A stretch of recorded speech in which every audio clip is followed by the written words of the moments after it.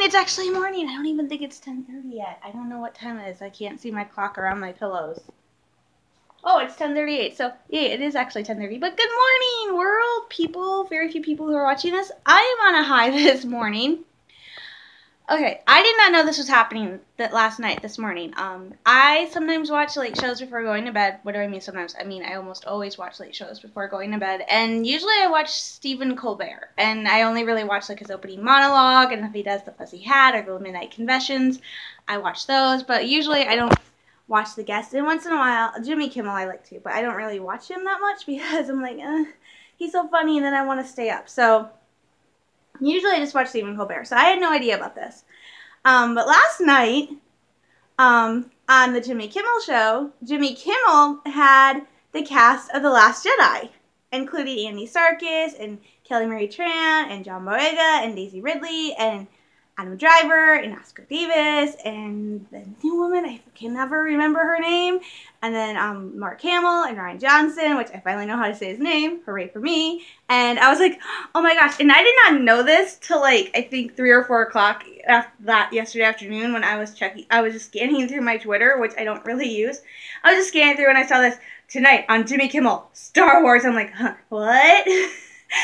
So I'm like, oh, you've got to be kidding me. I click, I'm like, oh my gosh. And so I'm like, okay, I will watch Jimmy Kimmel. And then I went on to Facebook, and apparently at some point, some of the cast members of The Last Jedi were doing a live Facebook Q&A, and I'm like, how did I not know about this? And that was pretty funny, because basically, they had Ryan's Stormtrooper helmet, and they had pieces of paper in it, and they were pulling them out and asking these really silly questions. So it was great last night. I got to fall asleep after watching Star Wars and after playing Pokemon. It was nice. It was awesome. I loved it. They asked, it was just a really funny thing. It is Star Wars version of unnecessary censorship, which I had heard of. I had never seen, so I didn't know what it was. And basically what it is they just bleep out random words to make it sound like it's a bad word. So I'm sitting there trying so hard not to laugh because it's almost midnight. And I did not succeed in being quiet. I was so excited. So I'm sitting there trying so hard not to laugh as I do it with Star Wars. And I cannot stop laughing. I'm like halfway off my bed thinking if I don't see the screen, I won't laugh. No, it did not work. It was so funny, but it was worth it. Okay, it was so worth it staying up late last night to watch. Jimmy contacted like Hasbro and asked them to make a Ryan Johnson figurine of him as a Jedi with a lot of porgs. It was cute. And then he brought out a porg and said he wanted to know everybody's feelings about the porgs. I like the porgs. Okay, I'm an animal lover, and I basically like anything that's cute and fluffy that I can cuddle. So I like the porgs. I think I could cuddle them. I actually have one on my Christmas list. I said, a porg. My mom's like, what's a porg? I had to show her a picture. I'm like, it's a cross between a penguin and a Furby. And it looks really soft and cuddly. And I'm so jealous of Ryan Johnson. The special effects department gave him a porg, which he can control. Like, it has control so he can, like, move its face and its arms and stuff like that. I'm like, I want it. I also want a crystal fox. I am not going to pronounce what they're actually called. I just want one. But it's cute. I want a porg, and they're really cute and adorable. And so Jimmy's like, asked people their opinions about the porg, because when Return of the Jedi came out and people saw the Ewoks were given all this guff because they looked like cute, cuddly teddy bears. Never mind the fact that they were cute, cuddly teddy bears who were able to defeat stormtroopers with rocks and big sticks. So he's like, were you nervous about putting in the porg? Because the porg is like the cutest thing ever.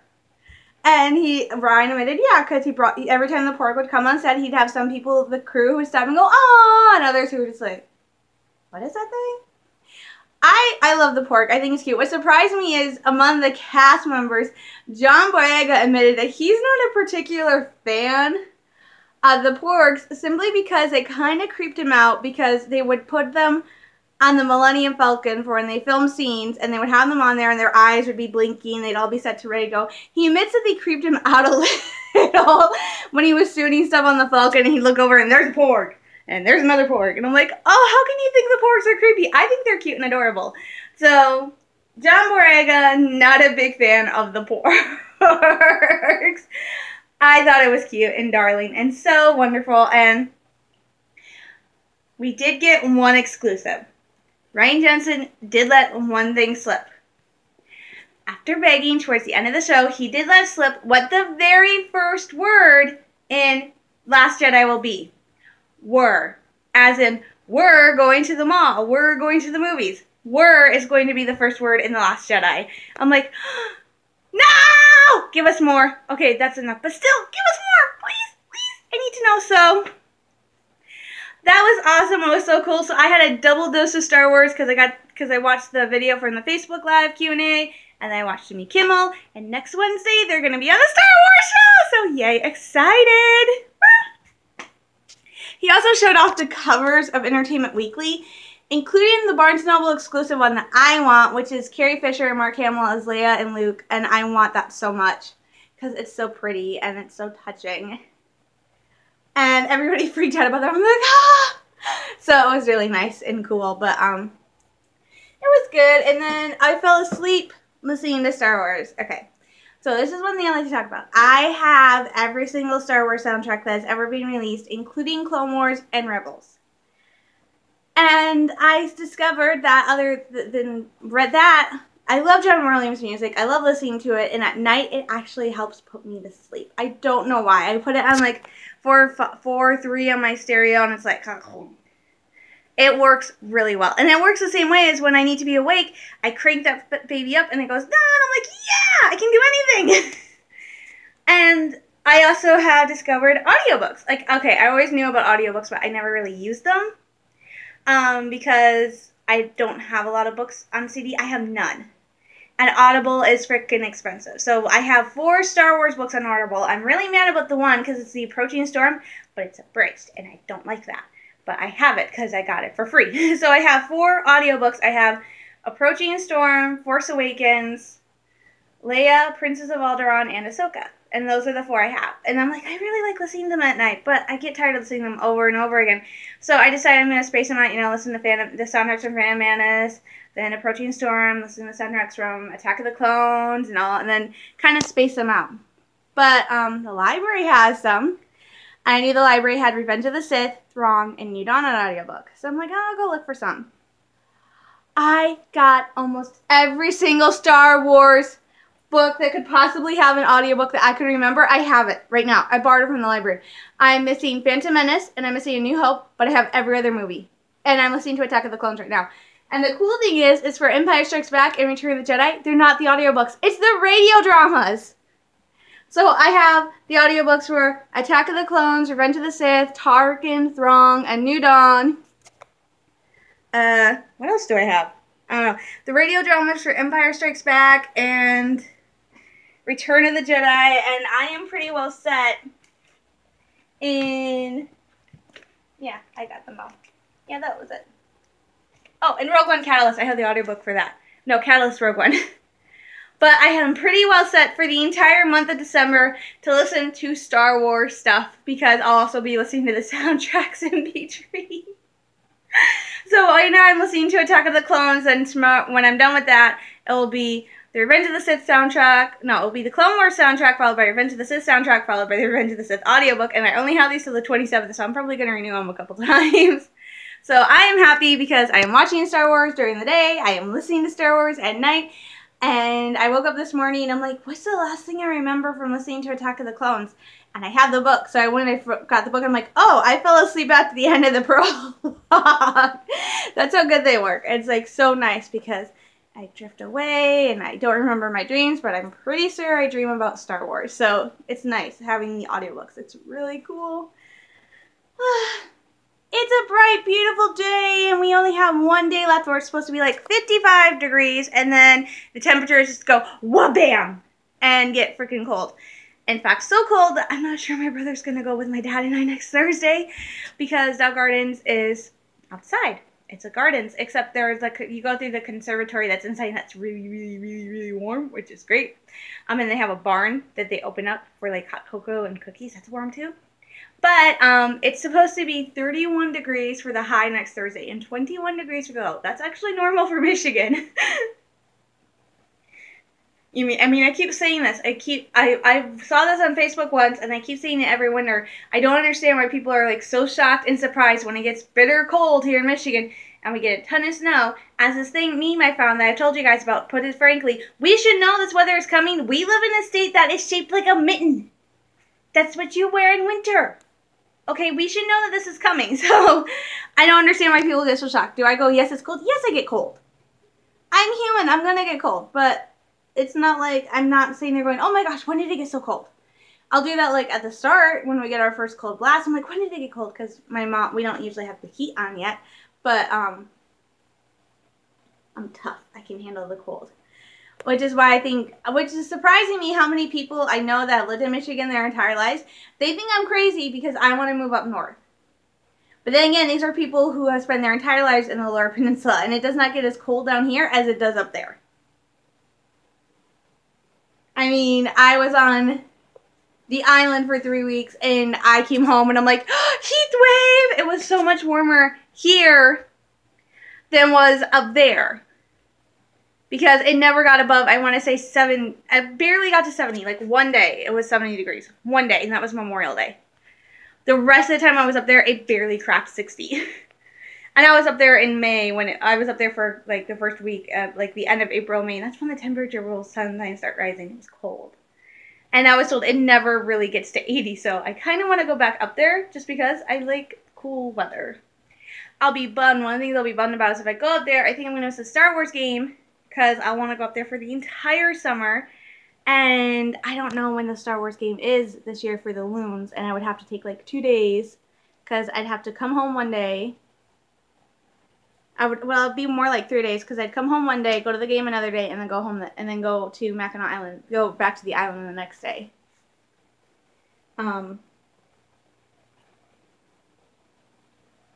Because I want to stay through at least Labor Day. I'm not going to walk on the bridge. I kind of want to, but I think my parents were freaked out last year when they announced that they were closing down the entire bridge for the bridge walk so that they, for security concerns. I'm like, really? It's the bridge. It's not like it's the Golden Gate Bridge. It's our bridge, but my dad's like, are you going to stay up the entire summer? And I'm like, yeah, I plan on it. And I'm like, it wasn't my choice to come back home in the first place. Like, I feel like I would have put up a bigger fight. Like, I should have really put up a bigger fight to stay up there. And it wasn't my idea to come home in the first place. I was deciding I was going to stay up there through at least July. And I said that, and then I realized I was going to miss all this stuff. I wanted to see, they have these 2 sailboat races that come through Mackinac Island. I wanted to see that, and there was so much stuff I wanted to see, I wanted to do. And so I was actually, right before my dad said he was taking me home, I was actually going to tell my mom and let her know that, hey, I think I'm going to actually stay up through September, through Labor Day, which is my original plan. And I'm like, I want to stay up there through September because I want to see the sailboat races, you know, I want to do all this and that, and I want to go hiking and all this other stuff. And my plan was to stay up there. And then my dad is the one who tells my mom he's bringing me home. And so I went, but at the same time, I really wish I had fought to stay up there. I mean, my roommates weren't that nice. The people I worked with weren't great, but I was happy up there, you know. I was getting to the point where my dad finally came up to get me. My homesickness wasn't that bad. I think what helped is during that last few days I was up there, my mom was actually in Arkansas. So before, when she was home, I was calling her like all the time and stuff like that. And when she was in Arkansas, I really couldn't. So I think that helped. But then my dad came up for Memorial Day and he was not happy. And I was sad. Oh, well, of course I was sad. I was going to cry when my dad left. I mean, I will admit it, that was 3 weeks. From the time my dad dropped me off on May 14th to the time he came up on Memorial Day, that was the longest stretch of time I went without seeing anybody from my family. I mean, for my mom, it was longer because I didn't see her again till I came home, till she got home the Friday night after Dad brought me home, and we went to pick her up at the airport. So it was kind of hard for me to explain to people, like, why are you so homesick? Well, I live with my mom, I live with my brother, I see my dad on an almost weekly basis, and he lives like a 10 to 15 minute walk away from where I live. He works at the same store as my mom, so sometimes when we go to Walmart, my dad's there and we see him. And, you know, it's not like my family doesn't do a lot of stuff. My parents may be divorced, but we still go out and do stuff. There's the four of us. My dad and my mom divorced before my mom finished college. My dad went to both of her college commencement ceremonies. Okay? So my dad went to both her college commencement ceremonies. He has gone with us on trips to like the zoo, to Bronner's, on family vacations. We do a lot of stuff as a family, the four of us together. Partly because my mom doesn't like to drive that far, but partly because even though my parents are divorced, my mom still wants us to do stuff as a family. He came over for Thanksgiving dinner on Wednesday. We had our Thanksgiving dinner Wednesday, the night Thanksgiving Eve. He came over for Thanksgiving dinner. And we watched Jeff Dunham's Christmas special. So, it's not like my family is totally scattered to the ends of the earth or just kind of ignore each other. I mean, we have our own lives, so it's kind of hard. But we spent a lot of time together. So I think it was kind of hard for some of my coworkers to grasp. The reason I was so homesick is this was the longest stretch of time since I went up to northern Michigan for like 2 or 3 months that I went without seeing anybody from my family. And even my dad came up for Parents' Weekend. So it was kind of really hard for me, especially since my brother and I are pretty much twins, even though we're 3 years apart. But it was very hard for me, and it's something I have to adjust to. It's like the idea of letting go. I have to be able to let go of my family. So that's why the 3 weeks proved I could do that. I could live on my own. I could survive without my parents, without my brother. But it was 3 weeks where I think the combination of being away and being in a negative environment and then having my mom fly to Arkansas and stuff like that, it just contributed to this thing. With my dad not being particularly happy with my living arrangements. In some cases, my dad is actually a lot more strict than my mom.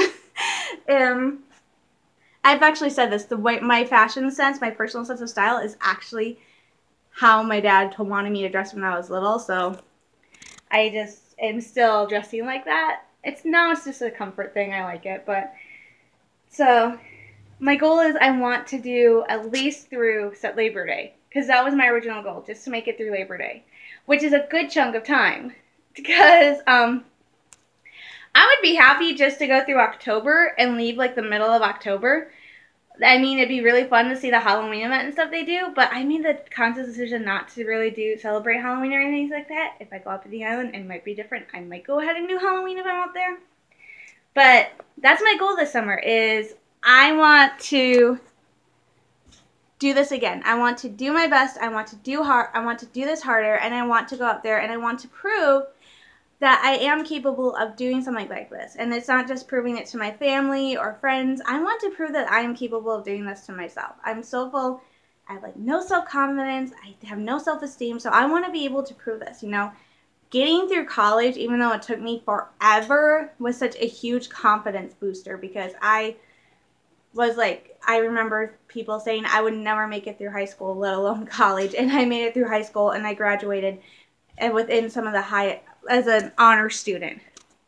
And then I went to college, and I struggled, and it was hard, and I was like, I'm never going to finish college. And not only did I finish college, even though it took me many, many years, I finished college.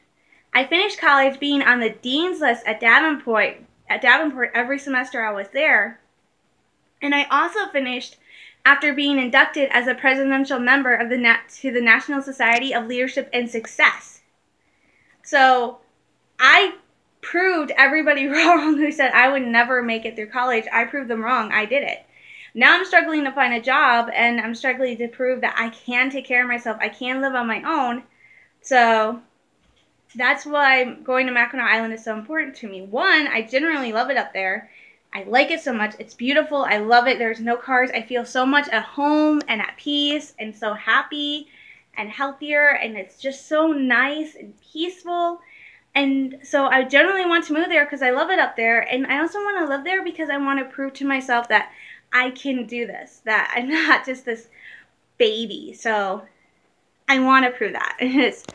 So that is my goal. I'm actually doing I'm not doing goals, I'm doing resolutions, I'm doing goals. And one of my goals is to go up and spend at least through Labor Day, if not more, up on Mackinac Island, to prove that I can do this, that I can survive on my own. And then maybe that will give me the extra push I need to go forward with my plans, which include trying to move to Marquette, getting a better job. You know, I told my mom I like marketing, I like merchandising, I like stuff like that. So maybe I should find a job that focuses on that. So my mom says if that's something I want to do, I should look into getting into assistant managing program. So maybe I think going up there again this summer and doing it will prove that will give me that little extra push and prove to myself that I'm capable of doing more than I think. So I just need a little boost. I need a big boost. So that will be all for me today. I'm going to get going. And again, remember, I don't vlog on Sunday, so I will see you guys Monday. So stay safe, stay sane this weekend. I will talk to you Monday. As always, I'm sending lots of love, hugs, and prayers. And since I'm still on the Star Wars high, I'm also going to say may the Force be with you, and I'll talk to you later. Bye.